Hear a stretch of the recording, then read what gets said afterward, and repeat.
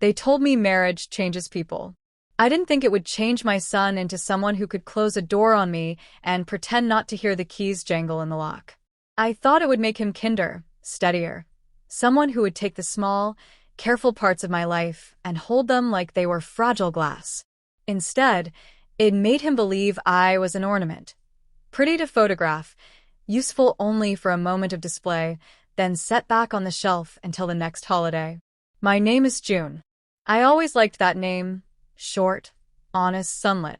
I liked it even when people called me ma'am at the hospital and at the hardware store. It felt like the thing I could keep for myself when everything else had to be given away. I taught my son to call me mama because it sounded softer in his mouth, like a secret he could carry into the world. He carried it for 30-some years and then, like an old jacket, he shrugged it off. I raised him on hospital duty and midnight shifts, on pennies saved in a coffee tin, and on prayers that smelled like my mother's lavender soap. I mothered with my back and my bones. I worked nights in the oncology ward washing floors and folding sheets, and during the day I learned how to fix a leaky sink because he hated the sound of dripping when he tried to sleep. Before he could tie his own shoes, I had long ago learned to tie knots in the world so nothing sharp would cut him. When I signed the mortgage papers at 52 for the little house on Clover Street, crooked porch, a stubborn maple shading the front stoop, a kitchen window that always caught the light in the afternoon, I felt like I'd built a chapel. It wasn't big, and it certainly wasn't fancy, but it was mine. Every dollar toward that house had been wrested from overtime, from skipping luxuries I didn't need, from carrying groceries up 3 flights when the elevator was broken. I named the rooms after survivals. The back room where I slept through pneumonia was second wind. The kitchen where I learned to make a decent tomato sauce after 10 years of trial was forgiveness. I planted a holly bush by the mailbox and fed the robin that nested on my gutters. I made pies in that kitchen until the walls smelled of cinnamon and patience. Marcus, my son, was the sort of child who came with a laugh that filled a room. He would run his hands through anything he loved, not to possess it but to test it, like he was checking it for softness. He wanted houses since he was 10. Not in a greedy way. He wanted them to hold people, to stop them from moving every year.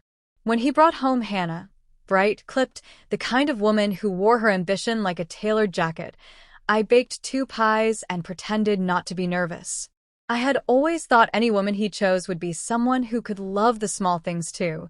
The way his hair stuck up in the mornings, the careful way he placed his cup down. Hannah's first smile in my kitchen was polite, practiced. She said, "We'll make it work, Mama," like a board meeting opening. Their wedding was a small affair. Family, a preacher, the minister who knew my name and waved like we were cousins. I gave them the house. I told myself it was the right time. I pictured Marcus mowing the lawn and laughing about the cold pipes in winter. I pictured him making coffee on cold mornings and leaving the newspaper open where I could read it. I pictured them in the parlor, feet kicked up, saying thank you to me over and over like a chorus. When they said, "Thank you, Mama," it was a quick thing, like a practiced phrase. Hannah's hand slid around Marcus's elbow as she smiled, and for the first time I thought, maybe I was being sentimental to hope for more than a thank you. Maybe that's all people grant their parents in this age, a social bow and a photograph. At first, everything was small and ordinary. Marcus called sometimes to say hello. I dropped off soup and an extra loaf of bread. They sent pictures of paint swatches and a couch that had just arrived. Then the calls went quiet. The texts dried. I learned they were gone through a picture of their feet on a couch that had been posted on some app Marcus said was how people celebrated success. The caption read, "Finally our space." The sentence throbbed in me like a bruise. It was the wrong rhythm for my breath. I had been the rhythm. I am not a dramatic woman. You don't get to be 31 years of someone's weathered hands without learning to swallow storms. But the way Marcus closed a door on me one late afternoon, his hand halfway around the knob, his expression a perfect, unreadable mask, it felt like someone had taken the sun out of the room and left me with the cold shadow it made. "Mama," he said, his voice paper-thin with whatever the world had taught him to be, "we have boundaries now." Hannah said it after him, a quick echo. "We need a schedule," she added. Her smile, was a blade with glitter on it. You cannot explain to people who have never had to count their hours for survival what it is to have your edge softened away. It's not that I couldn't honor that they were building a life. But respect, the kind that keeps your name stitched into the fabric of a home, was not negotiable. You do not cut the person who paid for your floorboards out of the photograph. They joked about changing the locks in a manner so casual, I could have been sure it was a joke if not for the way their laughter tightened and spelled something else. Boundaries, they said, as if it were a charm that kept the rest of the world outside. I packed a peach pie that day and drove over, thinking the smell of butter and sugar could reopen a seam. Marcus opened the door halfway. I stood on the porch like a package on a porch, and when he said, "We're good, Mama," something inside me recognized an ending. I did not scream. I did not fall apart. I walked back to my car and drove home with the pie cooling in my lap, the steam fogging the window in a small, private cloud.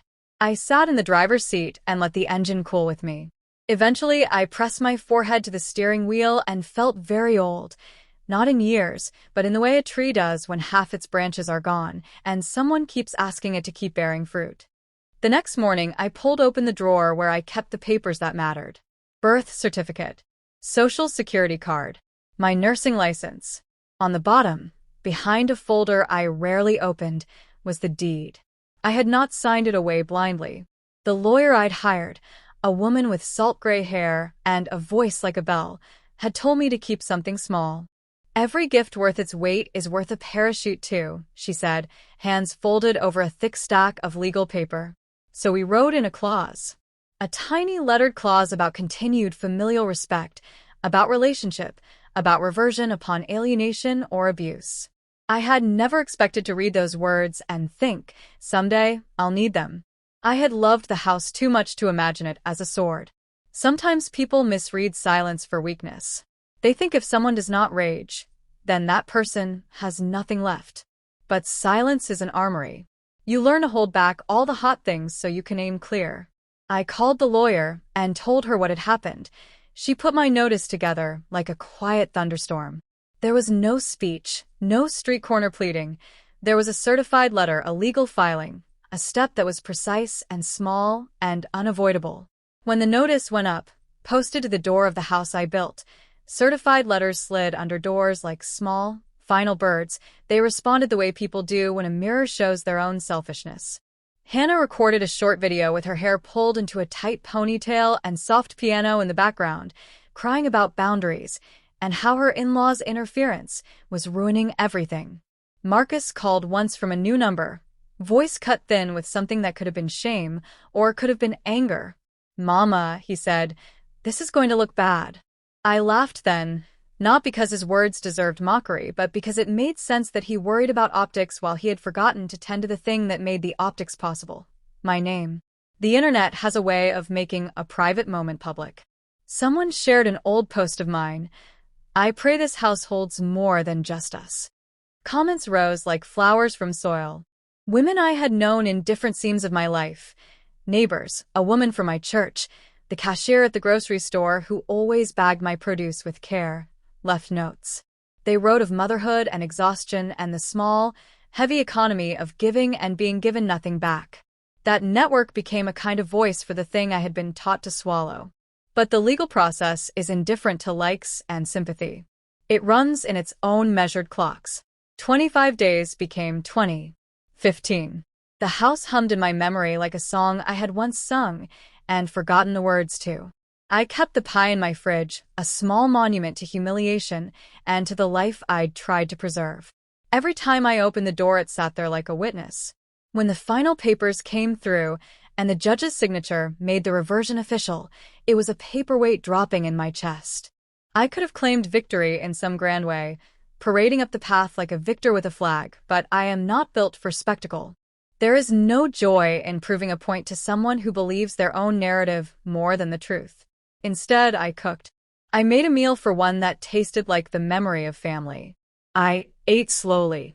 I warmed the pie and took a bite. It was honeyed and tender, and for a moment it tasted like all the years that made it. On the morning the sheriff came to change the locks, I stayed in my condo and boiled coffee on the stove, because that was the way my mother taught me to greet endings, hot and honest. When there was a knock at my door, I almost didn't answer.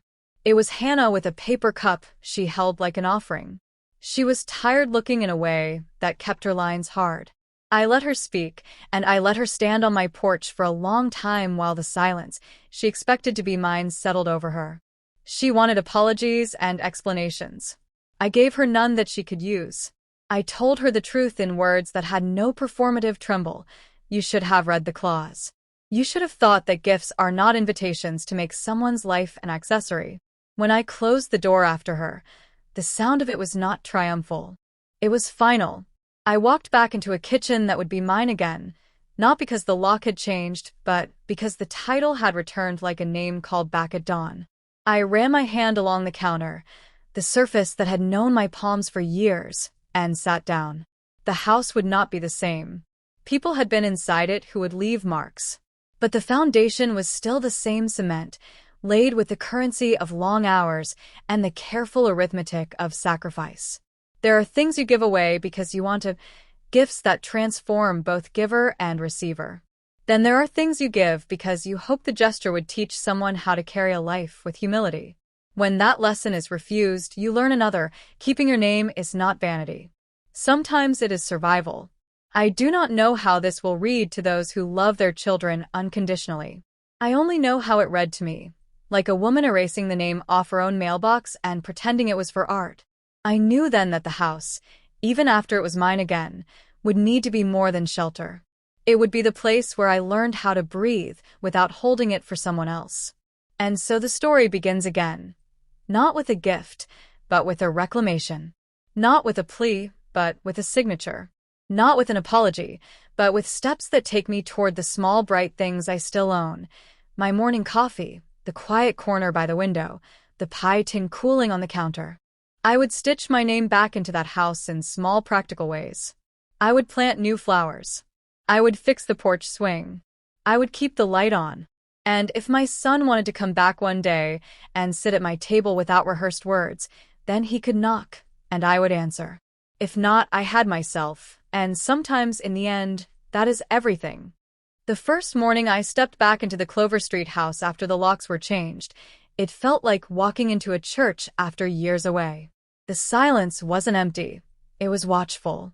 Dust floated in the light coming through the front window, and the air had that familiar scent of plaster and old wood. My shoes made a sound on the floor that belonged to me again. I closed the door slowly, almost reverently, as if afraid to disturb the house's breathing. The sheriff had already done the formalities. The papers were signed. The keys were handed back. Marcus and Hannah were gone. I didn't ask where, didn't want to know. It wasn't my business anymore. My business was the walls, the creaky floorboards, the kitchen tiles I had scrubbed until my knees swelled. My business was reclaiming my spirit in this space. I walked through the rooms carefully, like I was greeting each one after a long absence. The parlor was empty except for the faint outline where their couch had been. A few nails stuck out of the wall where their picture frames once hung. In the bedroom, the air was heavier, like it still carried the warmth of their sleep. I opened the window to let the breeze in, and the curtains puffed out gently, as though exhaling after holding its breath too long. The kitchen was hardest. My pie tins were stacked in the corner, untouched but dusty. On the counter, there was a faint ring where a coffee cup had sat too long. I stood there with my hand on the counter, my throat tight.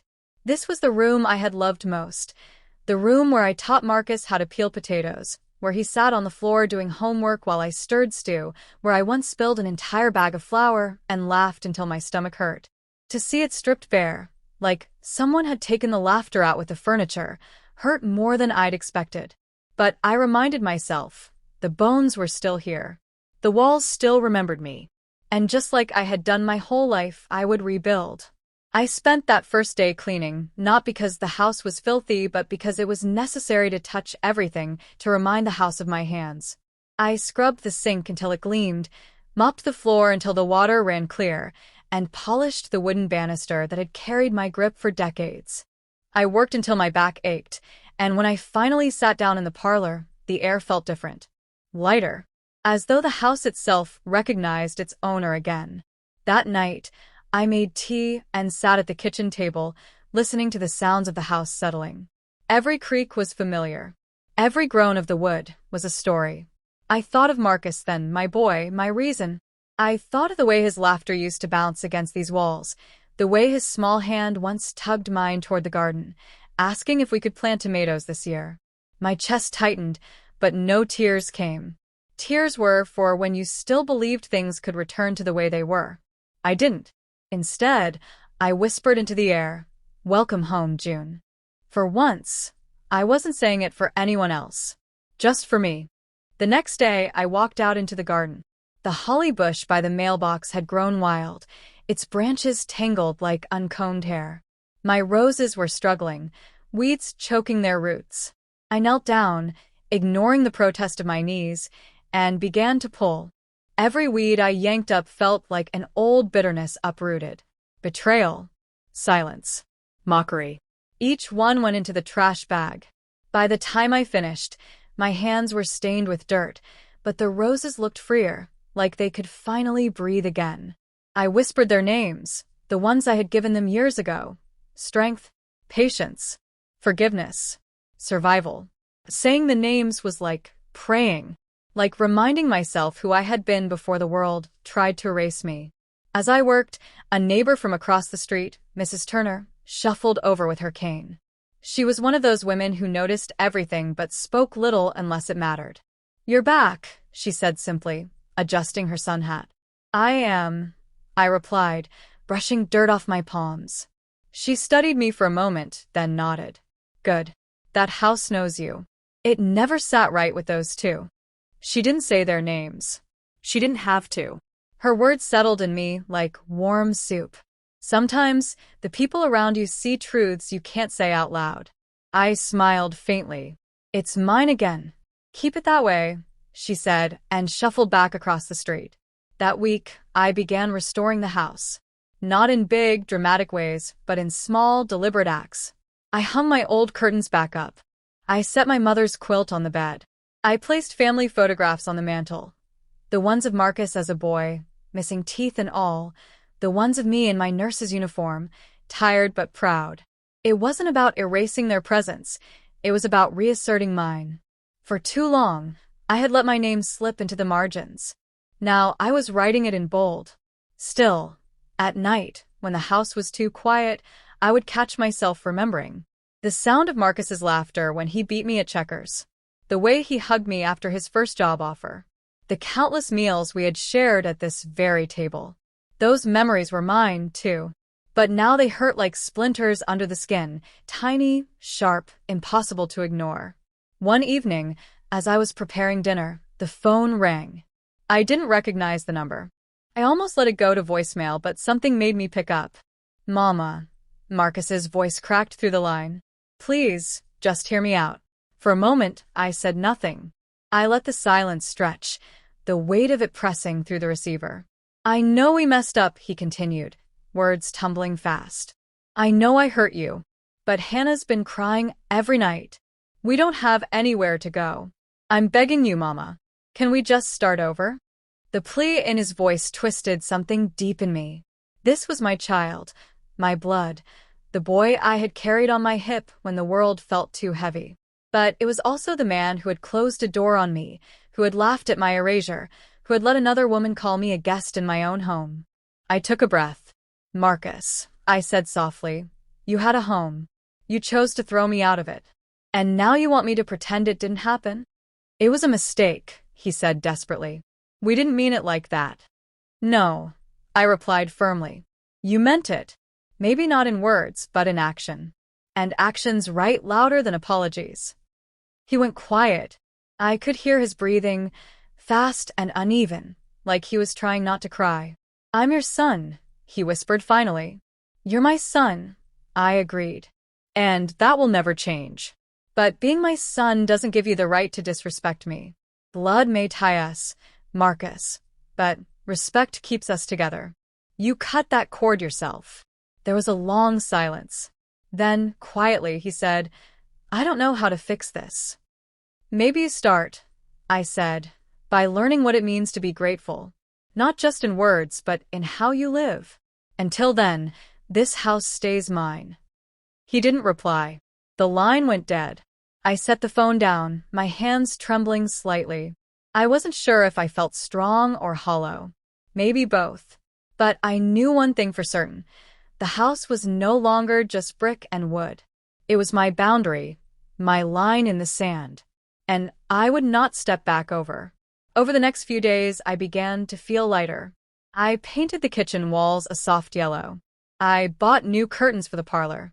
I even baked another peach pie, this time not as a peace offering, but as a gift to myself. When the smell filled the house, it felt like laughter again. But this time, it was mine alone. As I sat at the table with a slice of pie, I realized something. For years, I had lived for Marcus, for his dreams, his comfort, his success. Now, for the first time in decades, I was living for me. And it didn't feel selfish. It felt necessary. The house wasn't just a home anymore. It was a testament, a reminder that sacrifice doesn't mean surrender, that a name, once reclaimed, can never be erased again. And as I looked around at the walls glowing in the soft evening light, I whispered once more, "Welcome home, June." This time, the house seemed to whisper it back. The days passed in a rhythm that was both strange and familiar. I would wake early, make my tea, and sit on the porch to watch the sun climb over Clover Street. The air smelled faintly of honeysuckle from Mrs. Turner's fence, and sometimes a sparrow would perch on the railing as if keeping me company. It was peaceful, a kind of peace I hadn't known in years. But beneath the peace ran a quiet unease, like a current under still water. I knew Marcus. I knew his pride. He wasn't the kind of man to accept rejection lightly, even from his own mother. Especially from his own mother. And Hannah, well, Hannah had her own streak of entitlement, sharp as vinegar. I couldn't pretend they would simply fade from my life, without a ripple. Still, I tried not to dwell on it. The house needed my attention. The garden demanded it. And more than anything, my spirit required care. One morning, as I scrubbed the front steps, a letter slipped through the mail slot. The envelope was plain, no return address, but the handwriting was unmistakable. Marcus's. I sat down on the porch swing, the letter heavy in my hand. For a moment, I considered tossing it straight into the bin. But curiosity, that stubborn ache of motherhood, won out. I tore it open. Inside was a single sheet of paper, written in uneven lines. "Mama, I don't know how to talk to you without saying the wrong thing. I don't know how to explain what happened without sounding like I'm making excuses. I just want you to know I'm sorry. I was wrong. I should never have let it go that far. Hannah and I were scared of losing everything, and we thought maybe if we held on tighter, we could fix it. But in holding on, we pushed you out. That was never what I wanted. Please believe me. I keep remembering when I was a kid, and you made me that wooden toy truck. It wasn't perfect, but I loved it because it was from you. You always gave me everything, even when you had nothing. I don't know how to give that back now, except to say I'm sorry and I love you. Please just tell me there's still a chance. Love. Marcus." I read it 3 times, my heart aching in different ways each time. The words were clumsy, but there was truth in them. I could hear his boyish sincerity between the lines, the little boy who once clung to me in thunderstorms. And yet, apology did not erase action. Words did not undo humiliation. The letter was a step, yes, but one step does not build a bridge. I folded it carefully and set it aside. I would not throw it away, but I would not let it dictate my next move either. That evening, I went to the market for groceries. As I walked past the fruit stand, I felt eyes on me. Turning, I saw Hannah across the street. She stood still, her arms crossed, her lips pressed tight. For a moment, we stared at each other. She looked thinner, her hair less polished than before. Life without my house hadn't been kind to her. But her eyes, they held no softness. Only blame. She didn't approach. Neither did I. We simply stood there, the gulf between us wider than the street itself. Then, with a sharp toss of her head, she turned and walked away. I exhaled slowly. only then realizing I'd been holding my breath. That night, I dreamed of the house. Not as it was, but as it had been. Laughter in the kitchen. Marcus at the table with his homework. The sound of Hannah's heels tapping against the floor. But in the dream, the laughter turned to whispers. The walls began to close in, the windows locked, and I was outside, pounding on the door, begging to be let in. I woke with a start, sweat on my forehead, the sheets tangled around me. For a long moment, I sat in the dark, listening to the house breathe. "No more," I whispered. "No more begging." The house seemed to sigh in agreement. A week later, there was a knock on my door. Not a timid knock, but a sharp, insistent one. I opened it to find Marcus standing there. He looked tired, older than his 30-something years. His clothes were rumpled, his hair uncombed. He held his hands out as though to show me they were empty. "Mama," he said softly, "can I come in?" I hesitated. The old part of me, the mother who never denied her child, wanted to step aside instantly. But the newer part, the one still stitching itself back together, held firm. "What for?" I asked. "To talk. To explain." His voice cracked. "Please." Reluctantly, I moved aside. He entered slowly, looking around as though the house itself might judge him. His eyes lingered on the photos on the mantel, the quilt on the couch. "It looks like you again," he said quietly. "It is me again," I replied. We sat at the kitchen table. He looked at his hands, fidgeting, unable to meet my eyes. "I got your letter," I said finally. His head lifted slightly. "Did you read it?" "I did. And words are easy," I said. "But living them is hard." He nodded, swallowing hard. "I know. I don't know where to start." "You start," I said firmly, "by taking responsibility. Not just to me, but to yourself. You let her treat me like a stranger. Worse, you joined her. Do you understand what that did?" His face crumpled. "Yes. And I hate myself for it. I thought I was doing what a husband should do, standing by his wife. But I forgot that before I was her husband, I was your son. And I betrayed you." The rawness in his voice startled me. He wasn't just speaking rehearsed lines. He was unraveling. I stayed silent, letting the weight of his words hang between us. Finally, he whispered, "I don't expect you to forgive me overnight. But I need you to know I see it now. I see how wrong I was." For the first time in years, I saw not the man, but the boy. The boy who once scraped his knee and ran crying to me. The boy who once promised, with childish certainty, that he would take care of me forever. My throat tightened. "Seeing is the first step," I said softly. "But the road back is long." "I'll walk it," he said, eyes shining. "No matter how long it takes." When he left that night, I stood in the doorway, watching him walk down Clover Street. His shoulders were hunched, but his steps seemed lighter, as though he had laid something down. I closed the door gently, leaning against it. My heart was heavy, but for the first time, it wasn't with despair. It was with possibility. I didn't know what the future held. I didn't know if forgiveness would bloom fully, or if trust could ever be rebuilt. But I knew this. I had reclaimed my name, my home, my worth. And from that place of strength, perhaps, just perhaps, there could be space for healing. Not today. Not tomorrow. But someday. And until that day came, the house was mine. Solid. Steadfast. Waiting. For a while, after Marcus's visit, the house seemed quieter in a different way. Not empty, not watchful, but almost patient. Like it understood something had shifted. Maybe forgiveness wasn't here yet, but the possibility of it lingered, humming low in the air like the faintest chord of a hymn. I found myself humming, too, as I worked. I tended the roses each morning, pulled weeds from the garden beds, and even painted the porch railings a fresh coat of white.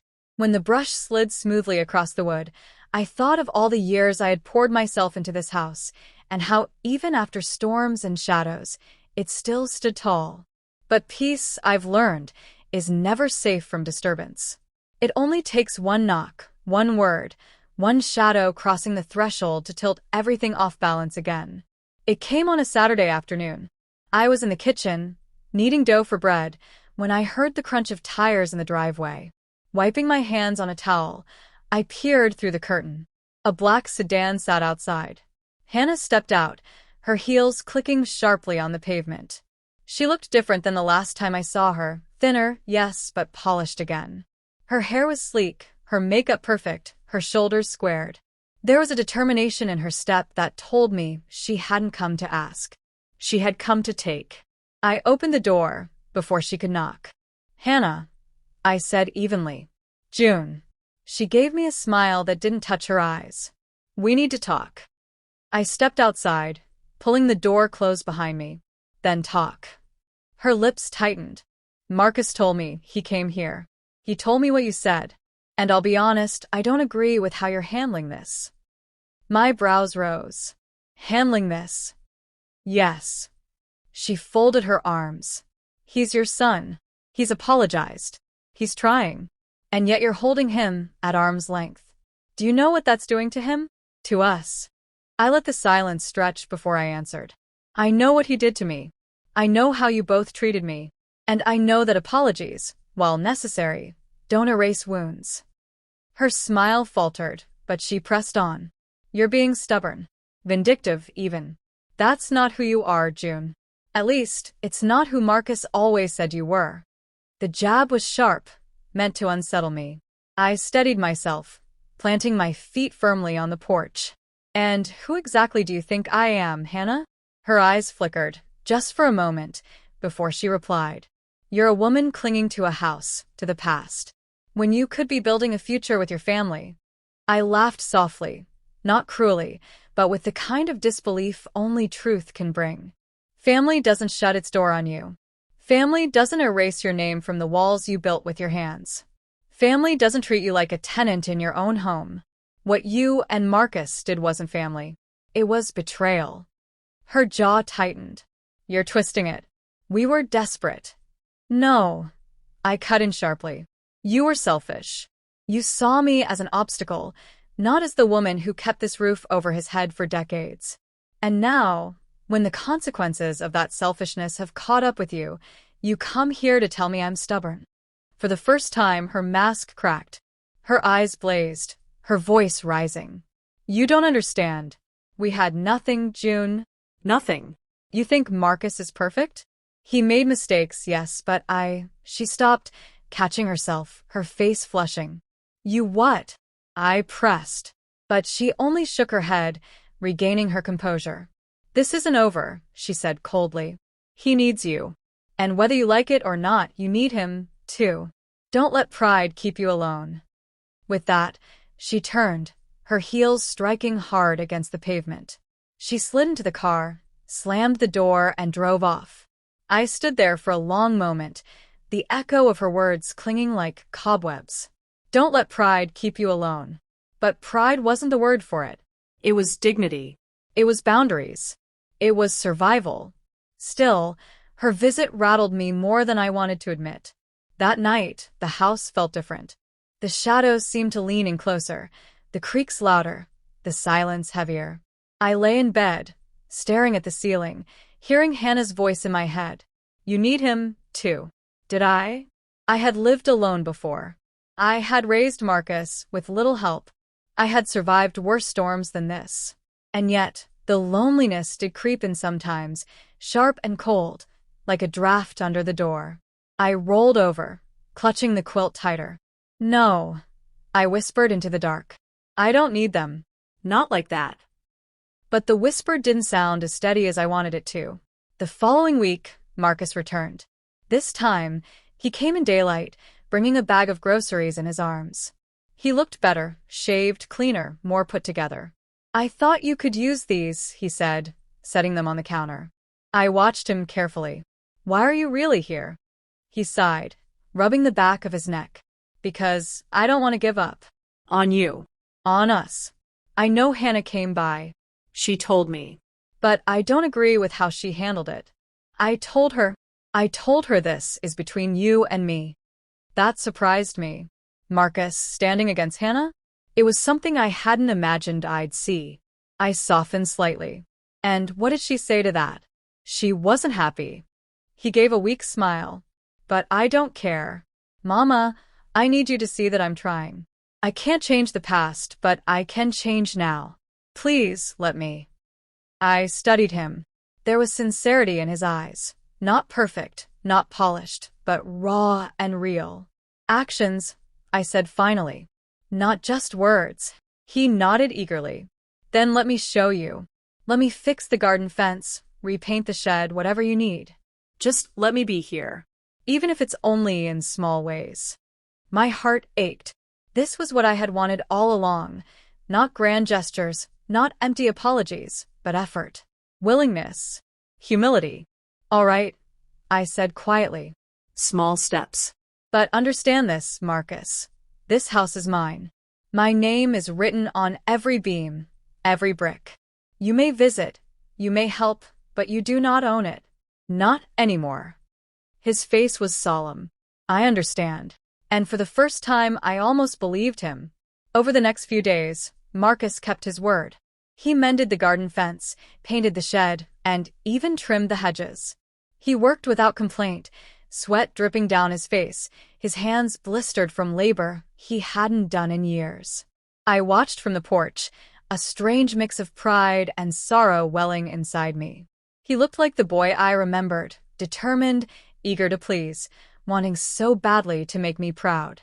And yet, in the shadows of my thoughts, Hannah lingered. I knew she wouldn't let this go. She wasn't the type to step back quietly. No, she would push. She would scheme. She would find a way to claw her way back into this house, into Marcus's decisions. The question wasn't if. It was when. One evening, as Marcus packed up his tools, he turned to me. Mama, he said softly, can we ever really go back? I looked at him, my heart heavy. No, baby. We can't go back. The past is a river. Once it flows, you can't step into the same water twice. But maybe, just maybe, we can build something new beside it. His eyes shone with unshed tears. That's all I want. And for the first time, I let him hug me, tentatively, like he was afraid I'd push him away. But I didn't. Not because I had fully forgiven him, but because healing, too, comes in small steps. Yet as I lay in bed that night, the unease returned. Marcus might have been sincere, but Hannah's shadow loomed like a storm cloud over the fragile bridge we were building. The next morning, I found a folded envelope wedged under my front door. No stamp, no handwriting on the outside. Just blank, stark white. My chest tightened as I picked it up. People don't leave good news without their name on it. I sat at the table, staring at the thing like it might hiss at me if I opened it. Finally, I slid my finger beneath the flap. Inside was a single sheet of paper. Typed words. Cold, neat, professional. Notice of intent to pursue legal action concerning property transfer. The air left my lungs. I read on. Our client, Mrs. Hannah Clark, hereby states her intention to challenge the legality of the reversion clause executed on the property known as 184 Hillside Avenue. It went on for half a page, dripping with language meant to intimidate. Deadlines, hearings, references to unfair conditions. At the bottom, no lawyer's signature. Just Hannah's. I set the paper down slowly. So this was her next move. When Marcus came that evening, I didn't greet him with a smile. I didn't even let him step inside before I held up the letter. Explain this. He frowned, taking it carefully. As his eyes scanned the words, his face darkened. She didn't, he muttered under his breath, then sighed, pressing his palm to his forehead. Mama, I swear I didn't know she'd do this. I crossed my arms. But she did. Which means while you've been mending fences here, she's been sharpening knives behind your back. He looked ashamed, broken almost. I told her I was trying to make this right. I told her to let me handle it. She doesn't listen. No, I said sharply. She doesn't respect. Not me, not you, not this house. And if you can't see that by now, Marcus, then you're not a victim in this. You're a partner. The words stung him. I could see it in his flinch. But I didn't soften. Truth doesn't soften when spoken plainly. Do you want me to call her? he asked finally. I shook my head. No. If she wants a war, she'll get one. But it won't be on her terms. That night, I pulled out my phone and dialed Cynthia. This isn't real legal action yet, she said after hearing me read the letter. It's bluster. No lawyer drafted that. But if she tries to take it further, we'll shut it down fast. The clause holds. Her voice was calm, steady. A lifeline in the storm. Still, I couldn't sleep. I kept seeing Hannah's signature, bold and defiant, at the bottom of that page. She wasn't bluffing to me. She was daring me. Days passed. Marcus kept showing up, working in the garden, fixing shelves, even cooking dinner once. His efforts were clumsy. He oversalted the beans, undercooked the cornbread, but I ate every bite. He tried. An effort, I reminded myself, was something. But Hannah wasn't idle. I started noticing little things. The mailbox tipped over one morning. Its screws loosened like someone had tugged at it. A bag of trash ripped open across my driveway, though I hadn't left it there. Then came the phone calls, silent ones, always from blocked numbers. Each time I answered, only silence pressed back through the line, heavy and intentional. I knew her hand was in it. She was trying to wear me down, make me paranoid, make me doubt whether all this was worth holding on to. But she underestimated me. I'd scrubbed hospital floors with fevers breaking over my body. I'd worked double shifts while my knees begged for rest. I'd walked home in the rain with shoes so thin they split at the toes. You don't shake a woman like me with trash bags and phone calls. One evening, Marcus lingered longer than usual. He'd fixed the screen door and was sitting at the table, sipping sweet tea. "Mama," he said quietly, "I think I'm leaving her." I froze. The words hung heavy in the air. "You think," I repeated. He nodded slowly. "It's not just this. It's everything. She doesn't want to build with me. She wants to control me, to shape me into something I'm not. I thought I could balance it, her needs, your love, but it's like I'm standing on one leg and both sides keep pulling until I snap." My heart ached. For all his mistakes, Marcus was still my boy. And he sounded like the child I once held, torn between wanting to be strong and needing to be held. "Baby," I said softly, "no one can make that choice for you. But hear me. If a person asks you to cut off your roots just to prove your love, they don't love you. They own you." His eyes filled with tears. He blinked them back, ashamed. "I don't know if I'm strong enough," he whispered.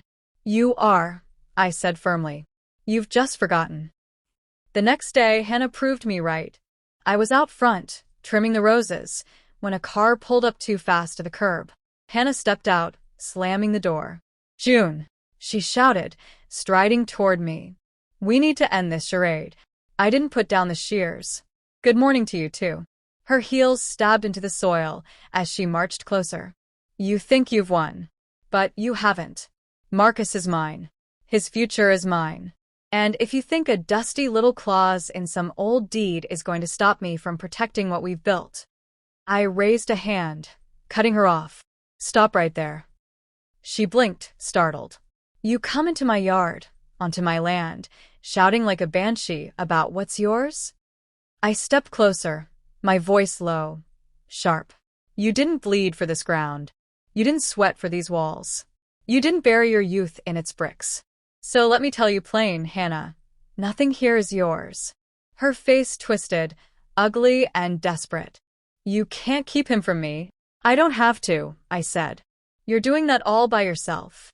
For a moment, we stood locked in silence. Then she spat, actually spat, on the ground at my feet, turned and stormed back to her car. I watched the dust kick up as she sped away. The roses trembled in the wake of her fury, but they didn't break. Neither did I. That night, Marcus called. His voice was quiet, heavy. "She told me what she did," he said. "And what did you tell her?" I asked. "That she crossed a line. That she doesn't get to talk to you that way. That maybe we're not right for each other." I closed my eyes, breathing slow. "Baby," I said gently, "you don't owe me a divorce. You don't owe me revenge. All you owe me, all you owe yourself, is peace." There was silence on the other end. Then a shaky breath. I don't even know what peace feels like anymore. You will, I promised. But first you have to walk away from what keeps you burning. The days ahead would test him. I knew that. Walking away from Hannah wouldn't be clean. She'd claw, she'd fight, she'd spin her web. But maybe, just maybe, Marcus had finally seen enough of the poison to stop drinking it. And as for me, I had no intention of giving Hannah this house, this legacy, this name. I had been tested before. And every time I bloomed again. So let her try. I had roses that carried worse names than hers. The papers came on a Friday morning, tucked beneath the edge of the welcome mat, as if the deliverman hadn't wanted to linger too long on my porch. This time it wasn't an empty threat. Clark versus Johnson, petition for declaratory judgment on property rights. Filed in the county courthouse. Signed by a lawyer whose name I didn't recognize. I sat down hard in the living room chair, the sunlight streaming through the lace curtains suddenly too bright. Hannah had gone from whispers and shadows to striking in full daylight. Marcus arrived that evening, a bag of groceries in his hand like he always brought now.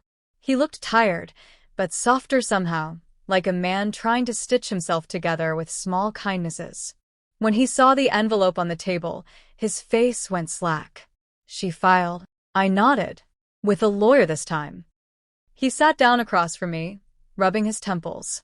Mama, I swear I didn't know. I told her I wanted to stop all this. I told her. I raised a hand. Don't. This isn't about what you told her. It's about what she refuses to hear. His shoulders sagged. She's not going to let me go easy. No, I said, voice flat. But you don't owe her easy.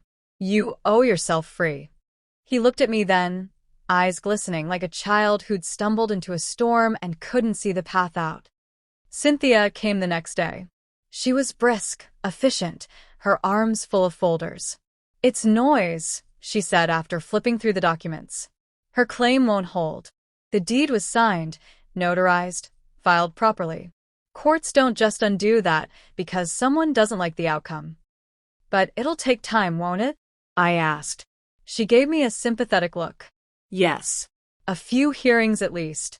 Maybe months before it's thrown out. But don't let the process scare you. She's hoping you'll fold under the weight of it. I thought of Hannah's eyes, sharp and glittering with entitlement, and felt heat rise in my chest. She doesn't know who she's dealing with, I muttered. The first hearing was set for mid-July. I wore my best navy dress, the one I'd saved from my sister's funeral, and pinned my hair neatly. Marcus drove me to the courthouse, hands white-knuckled on the steering wheel. Hannah was already there when we arrived, standing beside her lawyer in a sleek cream suit. She looked like she'd dressed not for court, but for conquest. Her gaze slid over me with a smirk, like she was already measuring where to hang her curtains once she claimed my house. But when I met her eyes, I didn't flinch. I let her see the steel in me. Inside, the proceedings were slow, procedural. Hannah's lawyer argued that the reversion clause was unconscionable, that it unfairly restricted Marcus's marital rights. Cynthia countered smoothly, citing precedent, showing how clear the contract was. The judge scheduled another hearing. Nothing was decided that day, but as we left, Hannah brushed close to me in the hallway. You're wasting your time, she whispered. I always get what I want. I leaned toward her, voice low enough that only she could hear. Not this time. You can't buy history. You can't bully roots out of the ground. Her lips curled in a sneer. We'll see. The weeks that followed stretched long. The weight of waiting, of not knowing, pressed on me. Every creak of the house felt sharper, like the walls themselves were listening to see if they'd be claimed by another. But Marcus came every day now. He painted the porch rails, replaced loose shingles, even sanded the old oak banister until it gleamed like honey. It was as if he was apologizing with his hands, wordlessly stitching himself back into the home he'd nearly abandoned. One night, after a long day of work, he sat across from me at the table. His eyes were clearer than I'd seen in years. I told her it's over, he said. I set my fork down, heartbeat quickening. And what did she say? She laughed. Said I'll come crawling back. Said I don't know how to live without her. He looked at me, jaw trembling. But I do know. I know because I've been here. With you. With this house. And I've felt peace again. I reached across the table, squeezing his hand. Then hold on to it, baby. Hold on to it with everything you've got. Hannah didn't take the breakup quietly. She showed up one evening, pounding on the door until the glass rattled. Marcus, she screamed from the porch. You don't get to walk away from me. I made you. You were nothing before me. Marcus froze in the hallway, his face pale. Stay here, I told him firmly, and went to the door. When I opened it, Hannah's face was red with fury, her hands balled into fists. You think you can just throw me away? She spat. I stepped out onto the porch, closing the door behind me. Go home, Hannah. This isn't your place. Her laugh was sharp, brittle. Home? That shack? That boy? Without me, he's useless. He needs me. No, I said evenly. He needed to learn who he is. And he's finally remembering. You can't chain a man and call it love. She glared, trembling. For a moment, I thought she might strike me. But instead, she turned sharply, storming back to her car. As her tires screeched down the street, I exhaled slowly. She was unraveling. The second hearing came. This time, Hannah's lawyer pressed harder, citing Marcus's testimony as essential. But Marcus stood, voice steady though his hands shook. I signed that deed. I agreed to it. My mother didn't force me. I made a choice.